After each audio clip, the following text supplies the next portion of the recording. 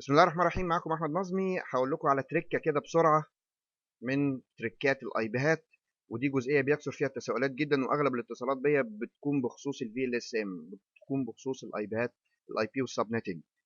جزئيه ازاي اميز الايبيهات اللي قدامي تشوف بعض ولا لا بمجرد النظر. هقول لكم على سر محدش بيقوله اساسا، نادرا ما بتلاقي التريكه دي بتتقال.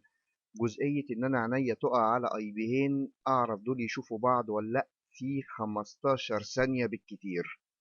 السر في تمييز الايبيهات هو البلوك سايز. احنا عارفين طبعا البلوك سايز، وانا ما بنصحش اي حد يتفرج على الفيديو ده وهو ما يعرفش يعني ايه ايبيهات ولا في ال اس ام ولا دارس المسائل العاديه بتاعت الايبيهات بتتعمل ازاي. البلوك سايز جزئيه متاخره بنجيبها في الاخر بعد ما نخلص تقريبا مساله الايبيهات. يعني احنا بنجيب البلوك سايز عشان نعرف عدد الشبكات. لا، الناس المحترفه بتجيب البلوك سايز اول حاجه، اول ما عينيها تقع على الماسك. بسرعه كده ندي مثال عملي. هو السر كله في البلوك سايز. الثلاث ايباد اللي قدامي دول كلهم على 19، يا ترى يشوفوا بعض ولا لا؟ اول ما اشوف 19 لازم اترجمها على طول، اجيب منها البلوك سايز. 19 يعني 255 255 224 زيرو، صح؟ الشغل كله في الاوكتت الثالث طبعا. الاوكتت الثالث ده بيساوي كام؟ 3 وحايد 5 اصفار. يعني اخر الوحايد واقف عند العمود رقم كام؟ عند 32. كده البلوك سايز بتاعي 32. كده المساله خلصت. ليه خلصت؟ لان 32 اللي انا جبتها دي ومضاعفتها ما يشوفوش بعض. يعني 32 ما تشوفش 64، 64 ما تشوفش 96، 96 ما تشوفش 128، وهكذا. يبقى 50 تشوف 65. 50 دي وقع بين ال 32 وال 63 اللي هو أول شبكة. ماشي. آخرها كام قلت لي؟ 63. يعني ال 64 ولا 65 يشوفوها. مضاعفات ال 32 اللي هو البلوك سايز اللي احنا جبناه عن طريق الماسك. طيب ده يشوف اللي تحته. 65 تشوف 95. ما هو 65 دي وقع بين ال 64 وال 96. تشوف 95؟ اه طبعا تشوفها على طول.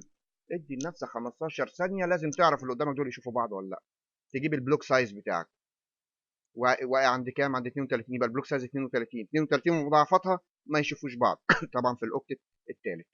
32 ومضاعفتها ما يشوفوش بعض. الكلام برضو بالنسبه للارقام اللي قبل ال 32 كمان. يعني لو عندك اي بي كده 100 100 دوت 32 دوت 7 100 دوت 100 دوت 7 دوت 20، ده يشوف اللي قبله. احنا قلنا 32 ومضاعفتها، سواء مضاعفتها لفوق او لتحت. يعني عايز اعرف اللي قبل 32 يشوفها ولا لا، اطرح منها 32 يبقى صفر. يبقى 32 ما تشوفش الصفر. طبعا السبعة واقعة بين الصفر وال 32 يبقى برضو ما تشوفهاش. اخري من صفر ل 31. جزئية مهمة جدا، تركة احترافية.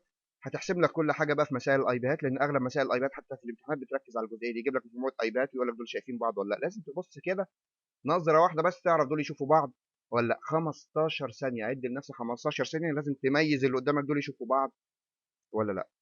اتمنى اكون وصلت معلومه. واحترف الجزئيه دي لان عيب قوي اي بي فيرجن 4 رانينج اوت، قرب يخلص وقرب ينتهي العمل بيه، وانا لسه مش محترفه ولا بعرف اميزه بمجرد النظر. اشوفكم في لقاء قادم. شكرا.